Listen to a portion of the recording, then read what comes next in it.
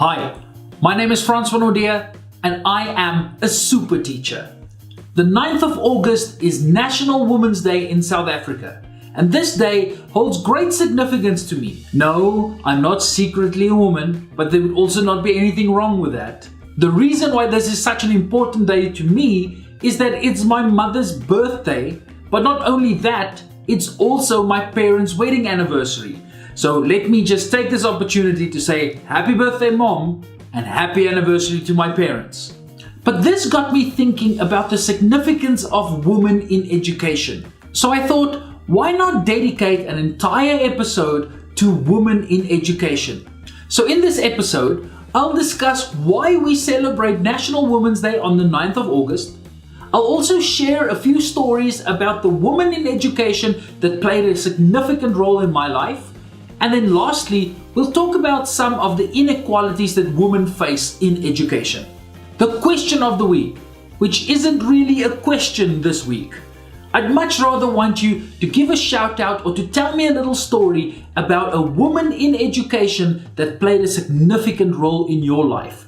Tell us in the comment section down below. But before we jump into today's episode, make sure to go check out our website at www.superteachersolutions.com. On the website, you'd be able to discover what the Super Teacher movement is all about, but you could also go onto the online store and order your very own I Teach t-shirt, or you could order a hoodie or the Exams Are Coming sweatshirt. Go check out the online store and be sure to support us. But with all of that being said, let's educate.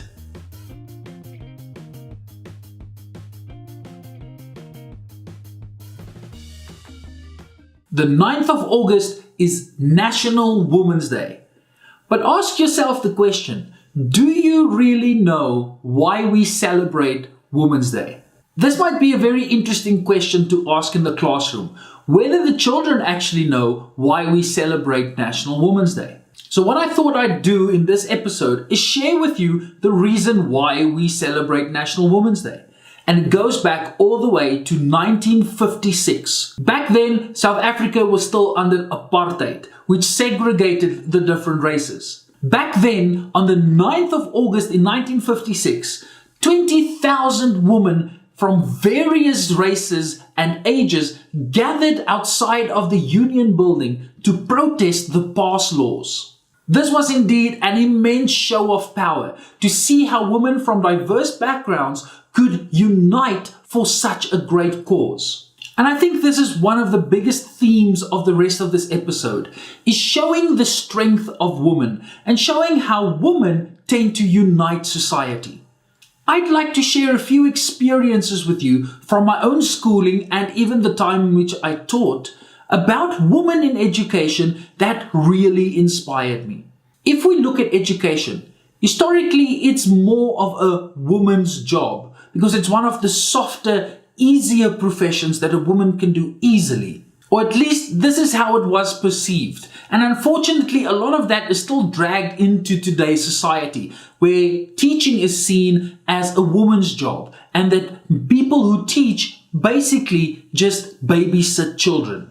But if I look at my own education, and especially to high school, I had so many positive experiences with the female teachers. They were often the teachers that supported me, and I knew I could confide in them and they would guide me through difficult times. I really look back fondly to the female teachers who I had, and they were great examples and great role models to me. Fast forward a few years to where I started teaching. Now, when I started teaching, I had no formal teaching degree, and face it, I don't think I really knew what I was doing. I was just winging it in the classroom. You know that whole thing about fake it until you make it? But if it wasn't for my HOD, I think I would still be that poor lost teacher in my classroom. My HOD was an older lady who took me under her wing and shared with me her experiences. At times she was quite strict, but now I know it's definitely to my own benefit.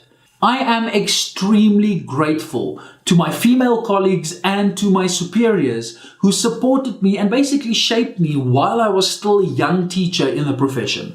When I just started teaching, I spent so much time at school because of extramural activities and a bunch of other things that I did at school, that the time spent with colleagues basically forms a bond which is a lot like a family. My female colleagues basically became like sisters and like mothers to me, and we forged friendships that I still cherish today. I'm sure that everybody watching this video can think back to an incident with a female teacher that you felt like they supported you and that they uplifted you. And it is this mothering and the strength of women that I think is a great thing to have in education. We have got so many children that look up to their teachers because so many of the learners don't have parents at home. The parents are either estranged or they are plain absent. In many cases, teachers fill the roles of the mothers and of the sisters. Children relate to these teachers. Thank you so much to each and every female teacher who cares for and embraces children so that they can have some hope. If it weren't for our female colleagues, the school would grind to a halt. You play such an important role in education. That's why it's so unfair that there are still so many inequalities, especially when it comes to gender in the education system. By far, women outnumber men in education. Yet, many of the top positions are still filled with men.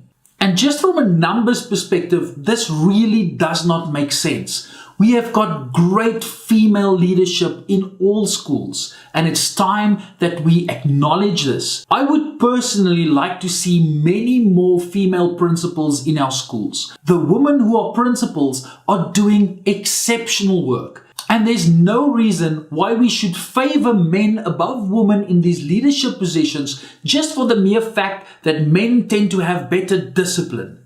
I, for one, am glad to see that so many women are stepping up to the plate and showing others their leadership skills. Now it is time to give women the opportunity to showcase their leadership skills in leadership positions. Just before we end off the episode, I'd like to share a little anecdote that a male principal shared right before Women's Day. He said that it's quite unfair that women should have a public holiday just for themselves. So now he claims that men could also have their own public holiday, and that would be on the 1st of May, which of course is Workers' Day. Even though he meant this in jest, it is exactly that mentality that is deconstructive to the relationship between men and women in schools. So to all the women in education, be sure to sit back, relax, enjoy your day off, and definitely don't mark. And that's it for this episode. If you enjoy what we do here, give this episode a thumbs up and be sure to subscribe to this YouTube channel if you'd like to see all super teachers unite under one banner so we can make a positive difference in each and every classroom. If you haven't subscribed yet, there's a logo that's appearing right here somewhere. Click on it and it will take you to the subscription page. If you'd like to watch more episodes on this channel, just click on the link right there. It'll take you to an episode that would be great for you, and below that one is our latest upload. Be sure to click on it to go and watch it. Until next time, my name is Francois, and I am a super teacher.